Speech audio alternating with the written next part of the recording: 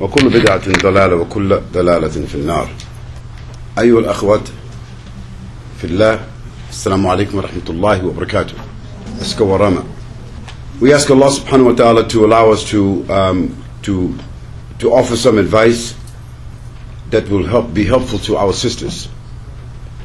And there's lots of materials which has been prepared for us by ulama, fuqaha in different countries, and your country in particular, and the Arab countries, and in the Southeast Asian countries, and also in Pakistan and India and Bangladesh. There's just so many materials dealing with advice to the Muslim women.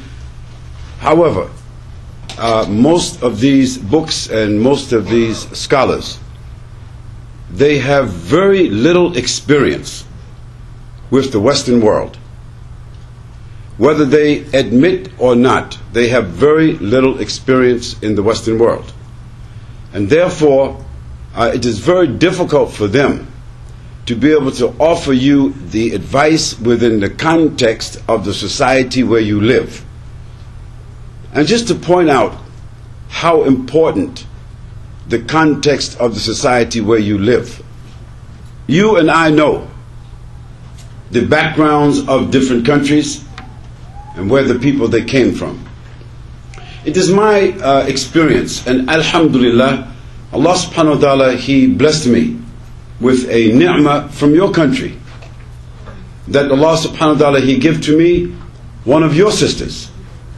And when Allah subhanahu wa ta'ala, He blessed me with one of your sisters, this allowed me to understand more the psychology, the history, the background, the dynamics attached to your culture. And when you don't understand the background of people's culture, we don't understand their language, their history, their challenges, it's very difficult to communicate with them. And in the same way, your sister, my wife, Amina Mude, who grew up, spent her life in Mogadishu. She was there for 16 years of her life during the Civil War. And I don't know how many of you can say that you spend from 15 years old or 14 years old until you are 30 years old in Mogadishu for the last 16 years. This means she had the experience of that situation. And subhanAllah, look at the qadr of Allah subhanahu wa ta'ala, that I'm born in Harlem, New York. And when she flew from her country, her mother put her on a plane, don't know how she will arrive, just to send her with tawakkul and dua. And when she got on that plane, she thought she's headed to Columbus, Ohio, because this is where her auntie lives. This is where her mother's sister lives. So they're sending her to Columbus, Ohio. But she flew into John F. Kennedy Airport, JFK, in New York. And because her paperwork wasn't correct, they locked her up for 5 months there. And this was difficult for her. She doesn't speak any English at all. She doesn't know what the country looked like. She doesn't know what to say, what to do. And she's covering herself, hiding from men and all of this here. And they thought she's crazy. And she's holding the Quran. So to keep herself, she's reading Quran. They think she's crazy because she's mumbling to herself. She's hiding, wrapping herself in sheets. They said that she's crazy. They give her some injection because they think she's psychological. That was not the case. Subhanallah. So she stayed there for 5 months. But this is the qadr of Allah, that I'm born in New York, and Allah subhanahu wa ta'ala wanted her to be there until I got there. And when I got there, it's only 2 months after she get out of the detention. And where I find her? In Harlem, New York, where I'm born. How Allah sends a girl from Mogadishu to Harlem, New York. I don't know her. I have no intention, nothing. But it's just the qadr of Allah subhanahu wa ta'ala. I made dua long time ago, about 3 or 4 years ago, 5 years ago. If Allah will give me a sister holding the Quran, I know the only ones is holding Quran, lots of sisters, is from Mogadishu, from Somalia. I don't want to ask any brother from Somalia, can I have your sister, can you help me? Nothing, I never asked. Although I lecture in all the Somali communities, San Diego, and also Seattle, and also in Maine, Portland, Maine, and also Atlanta, Georgia, and Minneapolis, and every place I lecture, and I see for myself strongest Muslim sisters came to this country is from Somalia. They don't change their clothes at the airport. They don't change their clothes on the plane. Like I see almost all the Muslim sisters coming here to this country, before they get here, they have on the lipstick, they have the bling bling, they change their clothes, they got on the jeans, they got Victoria's Secret, blah blah blah, all this here, and before then you don't even know if they're Muslim or they're Lady Gaga. But subhanallah, maybe 1 in 100 Somali sisters, they ever change their clothes. They don't do that. Second thing I found, subhanallah, all the other people, Bangladesh, Pakistan, Palestinian, Syrian, Jordanian, this, that, West African, so and so, everybody come to America, they come to the black neighborhood and they're selling alcohol. They're selling khanzir. They're selling fawahish. They're selling gambling. And you can see every place Muslim selling the most alcohol in America. Muslim.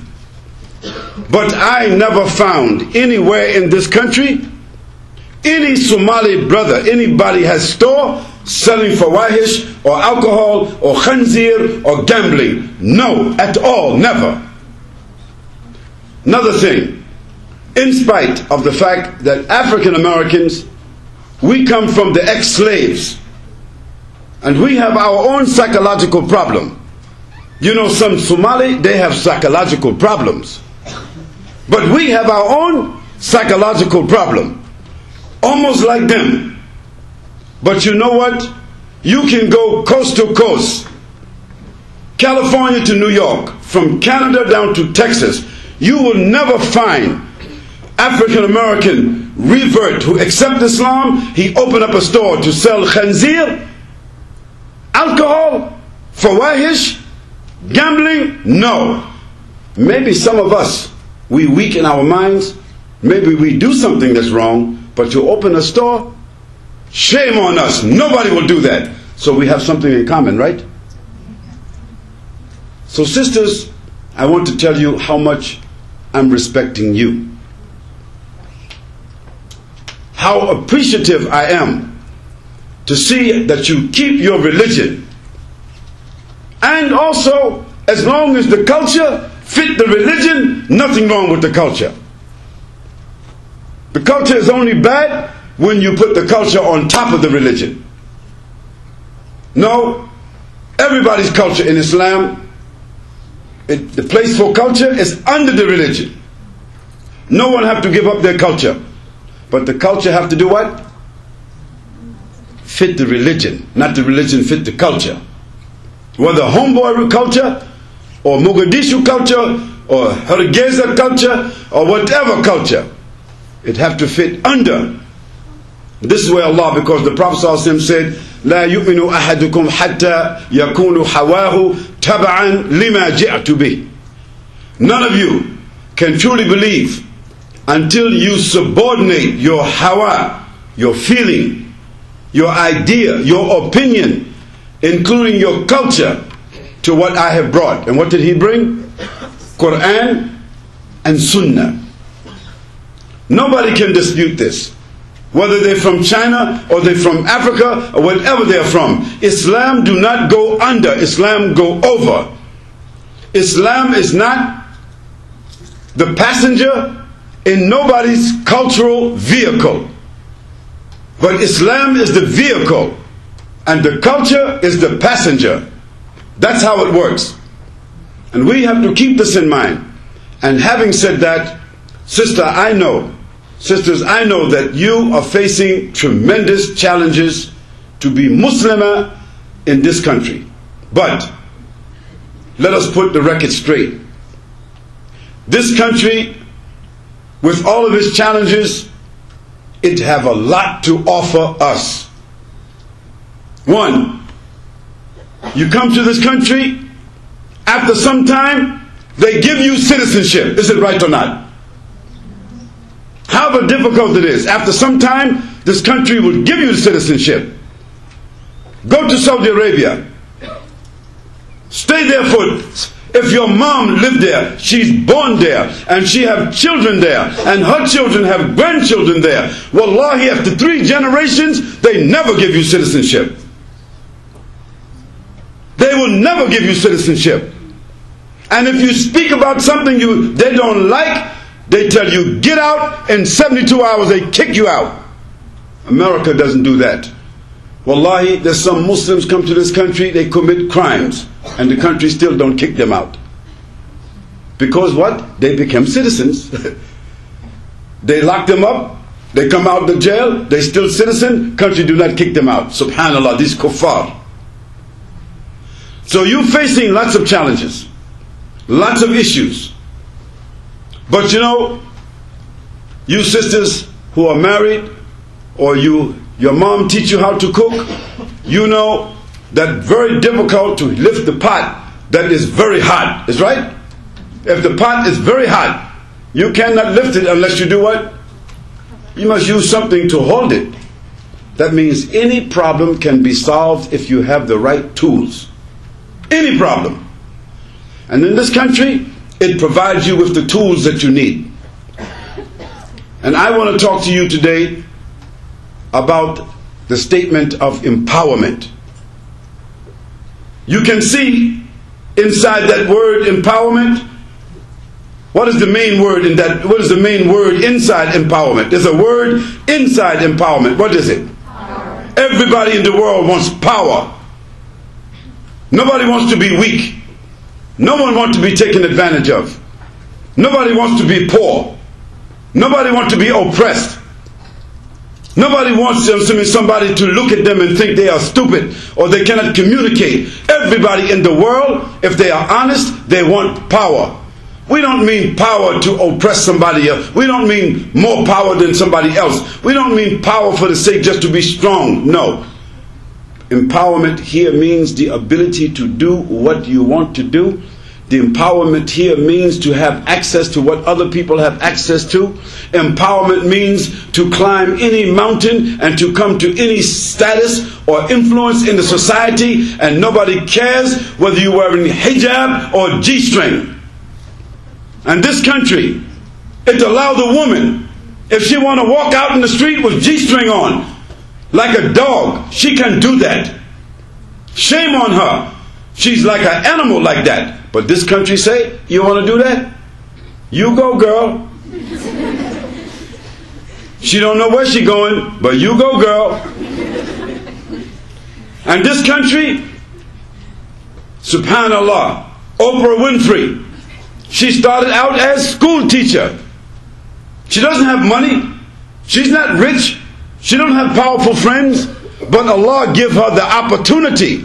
And when Allah gave her the opportunity, subhanallah, look, Oprah Winfrey today, she is more powerful than the Queen of England. The Queen of England, who is governing Europe. Oprah Winfrey have more power and influence than her. And subhanallah, because this is America, land of opportunity, but also, along with that opportunity, you have to be careful because there is many pitfalls along the way.